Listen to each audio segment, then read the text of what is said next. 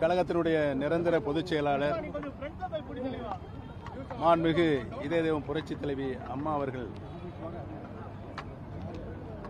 கழகத்தினுடைய பொதுச் செயலாளராக பொறுப்பேற்று 30 ஆண்டுகள் கழகத்தின் பொதுச் செயலாளராக பணியாற்றி இந்த இயக்கத்திற்கு வந்த சோதனையெல்லாம் வென்று இயக்கத்தை யாராலும் வெல்ல முடியாத இயக்கமாக உயர்ந்த உன்னதமான இடத்தில் மக்களுடைய அன்பையும் பெற்று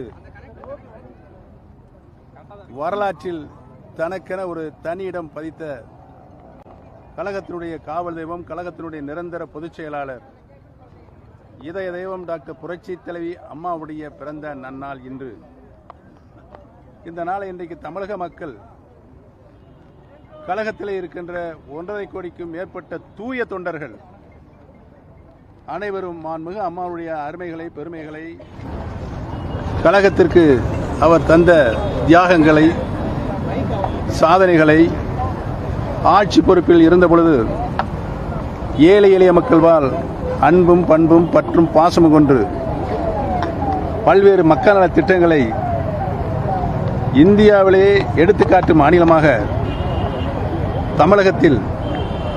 தமிழகத்தினுடைய மாநில வருவாயிலிருந்து 52% நிதியை ஏழை எளிய மக்களுடைய மக்கள் நல திட்டங்களுக்காக அர்ப்பணித்த ஒரே முதலமைச்சராக தமிழகத்தில் ஒரு நல்லாட்சியை மாண்புமிகு அம்மா அவர்கள் நிறுவினார்கள் என்பதுதான் வரலாறு.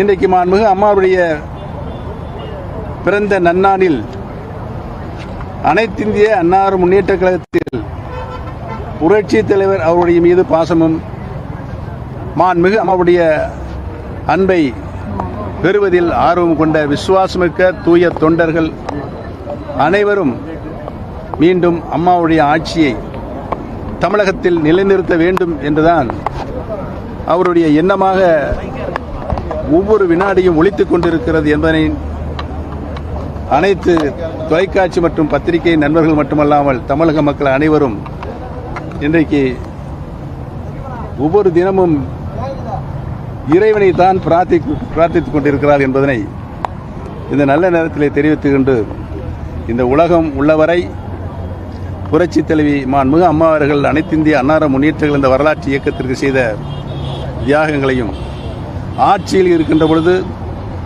அவர் ஆற்றிய மக்கள் நல திட்டங்களையும் என்றென்றும் நிலைத்து நிற்கும் என்பதனை தெரிவித்துக் கொள்கிறேன். அம்மா அவர்கள் இருந்தவரை கழகம் எந்த நிலையில் உச்சாணி கொம்பில் மாண்புமிகு அம்மா அவர்கள் நிலைநிறுத்தினார் என்பதெல்லாம் உங்களுக்கு தெரியும். அதற்கு பின்னால் நடைபெற்ற அரசியல் சூது, சூழ்ச்சி, வஞ்சனை, நம்பிக்கை துரோகம் இவைகளெல்லாம் யாரால் அரசியல் அரங்கேற்றப்பட்டது என்பதையும், அதற்கு பின்னாலே 11 தேர்தல்களிலும் அது உள்ளாட்சி, ஊரக உள்ளாட்சி தேர்தல் இருந்தாலும் சரி, சட்டமன்ற தேர்தலாக இருந்தாலும் சரி, நாடாளுமன்ற தேர்தலாக இருந்தாலும் சரி, அத்துணை தேர்தலும் கழகம் தோல்வியைத்தான் சந்தித்தது என்பதையும், இவை எல்லாவற்றிற்கும் காரணம் ஒற்றை தலைமைதான் வேண்டுமென்று அடம்பிடித்து அதை ஏற்றுக்கொண்டவர்கள் தான் பதில் சொல்ல வேண்டும். வசந்த காலமாக இருந்த மாண்புமிகு அம்மாவுடைய காலத்தை இன்றைக்கு மாற்றியிருக்கின்றவர்கள் யார் என்பது உங்களுக்கு நன்றாகவே தெரியும். அவருடைய பெயர்களை எல்லாம் நான் வருங்காலத்தில் தவிர்க்க வேண்டிய ஒரு கட்டாய சூழல் இருக்கிறது. அதைத்தான் பொதுமக்களும் என்னிடம் சொல்லிக் கொண்டே இருக்கிறார்கள். அவரவர்கள் இதயங்களில் இருக்கின்ற மனச்சாட்சி இல்லாமல் பேசுகின்றவர்கள் எதை வேணாலும் பேசிக்கொள்ளலாம். எங்கள் வாய் நல்ல வாய், அவர்கள் வாய் என்ன வாய் என்று நீங்களே தீர்மானித்துக். பேரறிஞர் அண்ணா அவர்களும் தமிழகத்துடைய சட்டமன்றத்தில் தீர்மானமாக நிறைவேற்றினார். தமிழக மக்கள் விரும்புவது இருமொழிக் கொள்கைதான் என்று. புரட்சித் தலைவர் எம்ஜிஆர் அவர்களும் சட்டமன்றத்தில் தீர்மானமாக நிறைவேற்றினார், தமிழக மக்கள் விரும்புவது இருமொழிக் கொள்கைதான். மாண்புமிகு அம்மா அவர்களும் அந்த நிலையில் நிலையாக நின்று அவர்களும் இருமொழிக் கொள்கைதான் என்று பறைசாற்றினார்கள். தமிழக சட்டமன்றத்தில் தீர்மானமாக நிறைவேற்றினார்கள். நானும் தமிழகத்தினுடைய முதலமைச்சராக இருந்தபொழுது சட்டமன்றத்தில் ஒரு நீண்ட விளக்கத்தை தந்து அனைத்திந்திய அண்ணா முன்னேற்ற கழகத்தினுடைய திராவிட இயக்கத்தினுடைய வரலாற்றில் எங்களுடைய நிலைப்பாடும் இருமொழிக் கொள்கைதான் என்று சொல்லிவிட்டேன். ஒரு கண்ணுக்கு தெரியாத ஒரு மாயை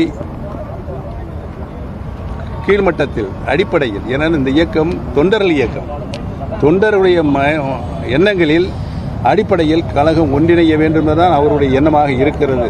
நாங்கள் சொன்ன வேறு வேறு அர்த்தங்கள்லாம் சொல்கிறாங்க, அசிங்கமான உதாரணம்லாம் சொல்கிறாங்க, அதை நாங்கள் சொல்ல விரும்பலை. தொண்டர்களை விருப்பம் கட்சி இணைய வேண்டும். ஏனென்று சொன்னால் புரட்சித் தலைவர் எம்ஜிஆர் அவர்களும் மாண்புமிகு அம்மா அவர்களும் 50 ஆண்டு காலம் இந்த இயக்கத்திற்கு ஆற்றிய பணி, தன்னுயிரை கொடுத்து இந்த இயக்கத்தை காப்பாற்றியிருக்கிறார்கள். பல நிலைகளில்